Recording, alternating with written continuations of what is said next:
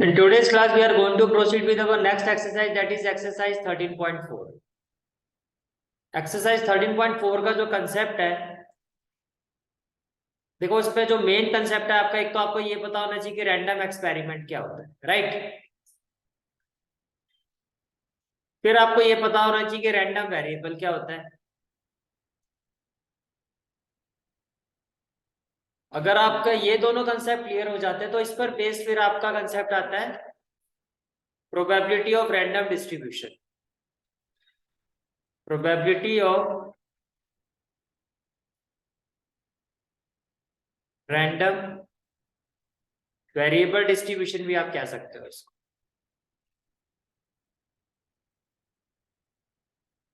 अब ये है क्या random, random experiment, random variable distribution, ये सारी चीजें है क्या। देखो, रैंडम एक्सपेरिमेंट का मतलब होता है कि ऐसा एक्सपेरिमेंट जो अनप्रेडिक्टेड है, आपको नहीं पता कि क्या उसका रिजल्ट आएगा। इसी तरह से रैंडम वेरिएबल का मतलब एक वेरिएबल जिसकी डिफरेंट वैल्यूज होगी, सारी की सारी वो भी क्या होगी, अनप्रेडिक्टेड, उसको कहते हैं रैंडम। व्हाट आई मीन, अब प्रीवियस जो अभी तक 13.3 तक जो आप कंसेप्ट करते हुए आए हो, और तो 13.4 ये रैंडम एक्सपेरिमेंट, रैंडम वेरिएबल, इसमें और उसमें क्या डिफरेंस है पहले ये समझ। देखो, टिल नाउ सबसे पहली जो मैंने बात की आपके साथ, वो मैंने बात की random variable. Random variable means what, mathematically अगर हम रैंडम वेरिएबल की बात करते हैं तो it is a real valued function whose domain is sample space. ये एक ऐसा रियल वैल्यूड फंक्शन होता है जिसका जो डोमेन होता है वो एक सैंपल स्पेस होता है, यानी कि जो आपका क्वेश्चन से सैंपल स्पेस बनेगा वही इसमें डोमेन होगा इस वेरिएबल।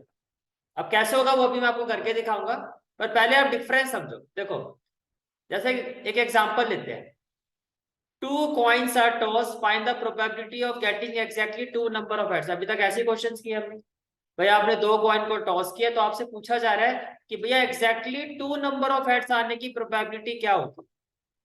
बट रैंडम वेरिएबल का अगर मैं एग्जांपल दूं, इसमें किस तरह का क्वेश्चन होगा, इसी एग्जांपल को देखो, in tossing a coin 100 times number of head opted.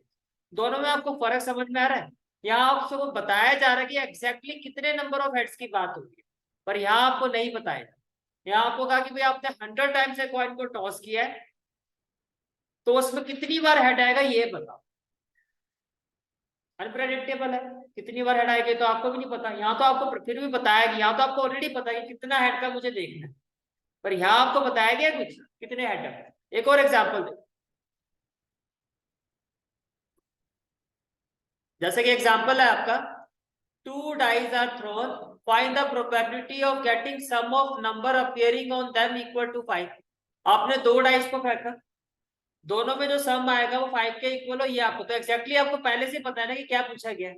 यहाँ देखो, इन टॉसिंग टू डाइस, आपने दो डाइस को थ्रो किया, आपने दो डाइस को थ्रो किया, ठीक है, ये आपने दो डाइस को थ्रो किया, ये आपकी दो डाइस हो गई। आपको ये कहा जा रहा है कि sum of number of two dice. अब आपको पता है सम ऑफ नंबर कौन से दो, कितना सम होना चाहिए, नहीं बताएगा ना। तो ऐसे जो क्वेश्चंस होते हैं ये रैंडम वेरिएबल वाले क्वेश्चंस, जहां आपको एग्जैक्टली जो चीज पूछी जा रही है वो बताई नहीं जा रही, पता नहीं होती है, अनप्रेडिक्टेड, कुछ भी हो सकता है। तो कुछ भी आ सकता है, सम ऑफ नंबर तो 1 1 आ सकता है, 1 2 1 3। सम ऑफ नंबर आपका 1 और 6 भी हो सकता है, यानी कि 7 भी हो सकता है, 1 और 2 भी हो सकता है, 3 भी हो सकता है, कुछ भी हो सकता है। लेकिन आपने जो अभी तक क्वेश्चन किया उसमें आपको ऑलरेडी बताया जाता था कि क्या आपको फाइंड करना है, ठीक है। तो what is random variable, what is random variable, a random variable जिसका सिंबल होता है x, capital x, this is the symbol of random variable. A random variable is a real valued function whose domain is the sample space of random experiment। कहने का मतलब क्या है, इस चीज को अगर आप इक्वेशन से समझो, दैट इज, देखो जो रैंडम वेरिएबल होता है, जो आपका सैंपल स्पेस होगा, वो अभी मैं एग्जांपल से बताता हूँ आपको। वो सैंपल स्पेस देखो, जैसा आपने दो कॉइन को टॉस किया, या एक कॉइन को दो बार टॉस किया, यही आएगा ना sample space, head head, tail tail, head head, tail tail, या आपका क्या आ जाएगा, हेड टेल या टेल हेड। तो सैंपल पॉइंट क्या होंगे, ये एच एच, ये एक सैंपल पॉइंट है। अब मैं आपको कहूं कि भैया, अब देखो इसको रीड कैसे किया जाता है, इसको आप ऐसे रीड कर रहे हो जैसे कि मैंने आपको कहा कि भाई आपने कॉइन को दो बार टॉस किया और बताओ नंबर ऑफ हेड, और आपसे क्या पूछा जा रहा है कि हेड कितनी बार आएगा। तो जब आप इसको रीड करोगे तो कैसे रीड करोगे, एक्स यहाँ पे डिनोट किसको कर रहा है, नंबर ऑफ हेड, कि एक्स की वैल्यू बताओ क्या क्या होगी अगर एक्स क्या है, नंबर ऑफ हेड। तो अगर मैं इसको रीड करूं तो मैं क्या कहूंगा, number of head in sample point H H. H H ये जो सैंपल पॉइंट है इसमें नंबर ऑफ हेड कितने हैं, मैं बोल सकता हूँ 2। अगर मैं इसको ऐसे रीड करूं, अगर अब इसको देखो ये भी एक सैंपल पॉइंट है, तो इसका एक्स क्या है आपका, number of head. Number of head in sample point T T, मैं बोल सकता हूँ 0। एक्स एच टी, इसको कैसे रीड करूंगा, number of head in sample point H T 1। X T H, number of head in sample point T H 1। Order का random variable की value पे कोई फर्क नहीं पड़ता है, चाहे टी एच है चाहे एच टी, देखो वैल्यू आपकी 1 ही आ रही है। समझ में आ गया। तो देखो, तो ये जो भी आपकी वैल्यू आ रही है ये एक रियल नंबर है, 0 भी एक रियल नंबर है, 1 भी एक रियल नंबर है, 1 भी एक रियल नंबर है। तो यही कंडीशन होती है कि रैंडम वेरिएबल अगर होगा तो उसमें क्या होगा कि जब x with in bracket sample point वो किसके इक्वल होगी वैल्यू, रियल नंबर के। समझ में आया कुछ, ठीक है।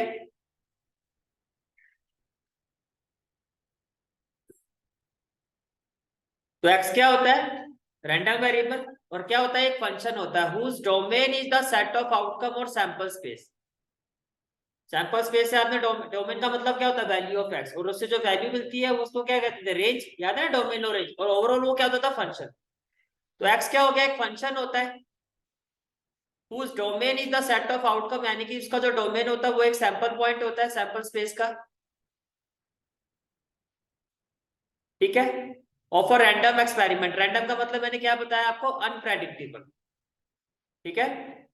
तो रैंडम एक्सपेरिमेंट का मतलब क्या होता है, random experiment means whose outcome cannot be predicted before, जिसके आउटकम को आप पहले से प्रेडिक्ट नहीं कर सकते, नहीं कर सकते ना इसके आउटकम को आप पहले से predict. Random variable whose future value is unpredictable, जहां रैंडम आ गया इसका मतलब अनप्रेडिक्टेबल। वेरिएबल है तो वेरिएबल की फ्यूचर वैल्यू अनप्रेडिक्टेबल, एक्सपेरिमेंट है तो एक्सपेरिमेंट का जो आउटकम है वो अनप्रेडिक्टेबल। ये क्लियर हो गया यहां तक सारी चीजें, ठीक है। अब ये चीज जो मैंने अभी आपको एग्जांपल से क्लियर किया, फिर से बताया था, एक एग्जांपल ले लिया हमने, कॉइन इज टॉस्ड ट्वाइस, तो सैंपल्स में से यही बनेगा H H H T T H और टी टी।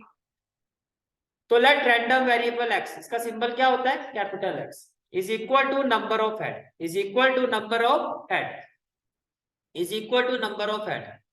तो देखो क्या ना, अब देखो X H H, X H H, इसका मतलब क्या, इसका मतलब इसको कैसे रीड करोगे, number of head in H H, क्योंकि एक्स यहाँ पर क्या है, नंबर ऑफ हेड, तो एक्स एच एच का मतलब number of head in H H कितने होंगे, 2। एक्स एच टी और टी एच, मैंने कहा ना ऑर्डर से फर्क नहीं पड़ता, दोनों सेम चीज है।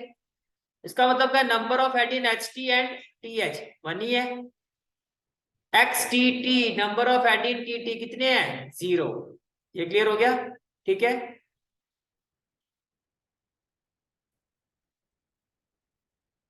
तो ये जो वैल्यूज आई है आपकी, number of head in H H 2। अब मैं आपसे ये पूछूं भैया इसकी प्रोबेबिलिटी बताओ, मैं आपसे ये पूछूं x equal to 2, find the probability when random variable is equal to 2। 2 का मतलब मैं क्या कह रहा हूं, इसकी प्रोबेबिलिटी बताओ कि हेड कितनी बार आएगा, 2 बार। तो ऐसा एक ही केस है आपका, और टोटल सैंपल स्पेस कितने थे आपके, टोटल सैंपल पॉइंट्स कितने थे, 4। तो मैं बोलूं 1/4, probability that value of random variable is equal to 2, that is 1/4, because random variable की वैल्यू 2 के इक्वल कब होगी, जब आपके पास क्या होगा, जब कॉइन को 2 बार टॉस करोगे दोनों में एच जाएगा, तो ऐसा एक ही बार हुआ, तो 1/4। इसका मतलब क्या है, find the probability when random variable is equal to 1, यानी कि probability of having H T और टी एच। तो एच टी की प्रोबेबिलिटी कितनी है, 1/4, या टी एच, दोनों में यही केस है, तो ये हो गया 2/4। ये क्लियर हो गया। पी एक्स इक्वल टू 2, जब रैंडम वेरिएबल 2 के इक्वल है, यानी कि probability of having H H, ये क्लियर हो गया, तो 1/4। तो जब आप इसको, ये जो आपकी वैल्यूएशन आई है कि जब x की वैल्यू 0 है तब इसकी प्रोबेबिलिटी क्या होगी, जब x की वैल्यू 1 है तब इसकी प्रोबेबिलिटी क्या होगी, जब x की वैल्यू 2 है तब इसकी प्रोबेबिलिटी क्या होगी, इसी को कहा जाता है प्रोबेबिलिटी डिस्ट्रीब्यूशन टेबल। इसी को कहा था probability distribution of random variable, यानी कि जो भी वेरिएबल की आपकी वेरियस वैल्यूज आई है उनकी प्रोबेबिलिटीज क्या क्या है। समझ में आ गया यहाँ तक? तो आपने दो कंसेप्ट समझ लिए। रैंडम वेरिएबल क्या होता है? एक फंक्शन होता है X of sample space sample point is equal to real value, ठीक है। और प्रोबेबिलिटी डिस्ट्रीब्यूशन क्या होता है? अच्छा, अब इसकी कंडीशंस होती है। कंडीशंस ये होती है कि देखो आपको कोई भी टेबल दे दिया जाए या आपको एक्स की वैल्यू दे दी जाए 0 1 2 जैसे यही दी गई है, और आपको इस वेरिएबल की आपको प्रोबेबिलिटी दे दी जाए 1/4 2/4 और 1/4, और आपको कहा जाए कि क्या ये प्रोबेबिलिटी डिस्ट्रीब्यूशन है, तो उसकी फर्स्ट कंडीशन तो ये है कि जो भी ये प्रोबेबिलिटीज है ये आपकी हमेशा पॉजिटिव होनी चाहिए। आपको पता है probabilities value can't be negative. तो पहली कंडीशन तो क्या, ये जो भी वैल्यू है ये मिनिमम 0 और मैक्सिमम कितनी होनी चाहिए 1। Means in short probability of variable x, random variable x, ये हमेशा किसके इक्वल होनी चाहिए? ये पॉजिटिव होनी चाहिए। ये क्या होनी चाहिए? पॉजिटिव। पहली कंडीशन है। दूसरी कंडीशन, अगर ये एक ही रैंडम वेरिएबल के डिफरेंट केसेस है तो इन सबका जो सम है, यानी कि sum of random variable p x i, और इसको कहता है sum of random variable p i, where i is equal to what? 0 to 2, ये हमेशा किसके इक्वल आना चाहिए? जितनी भी आपकी प्रोबेबिलिटी है इनका सम क्या आना चाहिए? पर समझ में आ गया? फिर से रिपीट करो, 1/4 प्लस 2/4 प्लस 1/4, एलसीएम 1 आएगा 4 आएगा, 2 + 1 3, 3 + 1 4, तो ये किसके इक्वल आ रहा है? तो रैंडम डिस्ट्रीब्यूशन तभी होगा, या कोई भी टेबल है वैल्यूज अगर आपको दे दी जाए और आपसे पूछा जाए क्या ये probability distribution of random variable है, तो उसकी पहली कंडीशन क्या है? कि सारी वैल्यू पॉजिटिव होनी चाहिए। दूसरी है जो भी वेरियस वैल्यूज है रैंडम डिस्ट्रीब्यूशन की प्रोबेबिलिटी की, ये सब इन सबका सम क्या आना चाहिए? एक्स की वैल्यू का कोई लेना देना नहीं होता। इसी पर दोनों कंडीशन इसी पर डिपेंड कर। ये चीज क्लियर होगी? ठीक है। तो ये चीज आपको यहाँ बताई गई है, the probability distribution of a random variable, इसका सिंबल क्या होता है? X is the system of number, जिसमें एक्स की वेरियस वैल्यू होगी, ठीक है, और ये इसकी क्या होती है? प्रोबेबिलिटी। लेकिन जो भी ये प्रोबेबिलिटीज होंगी आपकी, ये 0 से बड़ी होनी चाहिए, यानी कि इनकी वैल्यू क्या होनी चाहिए? पॉजिटिव। दूसरा, ये जो प्रोबेबिलिटीज होंगी इसका जो सम है वो किसके इक्वल है? ये सम होता है, पता है ना, सम का साइन होता है, ये किसके इक्वल आना चाहिए? बन के। ये क्लियर हो गया यहाँ तक? ठीक है।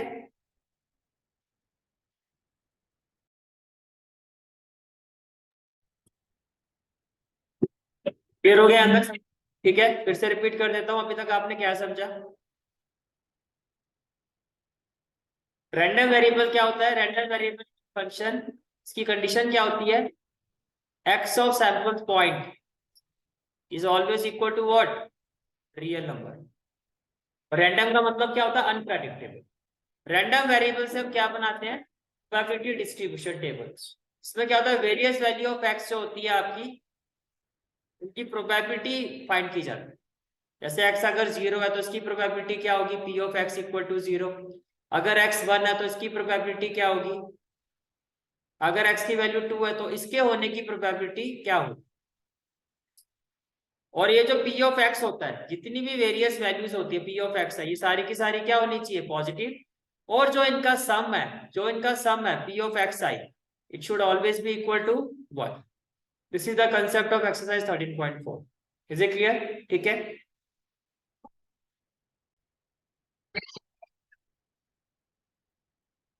Now our next exercise is exercise 13.4। Concept आपने अच्छे से समझ लिया क्या होता है, ठीक है। State which of the following, अब क्वेश्चन देखो क्या आपका, state which of the following are not the profitability distribution of a random variable. आपको ये पूछा जा रहा है कि इसमें से कौन सा जो है रैंडम वेरिएबल का प्रोबेबिलिटी डिस्ट्रीब्यूशन नहीं है। तो मैंने इसके लिए दो कंडीशन मेन बताई थी।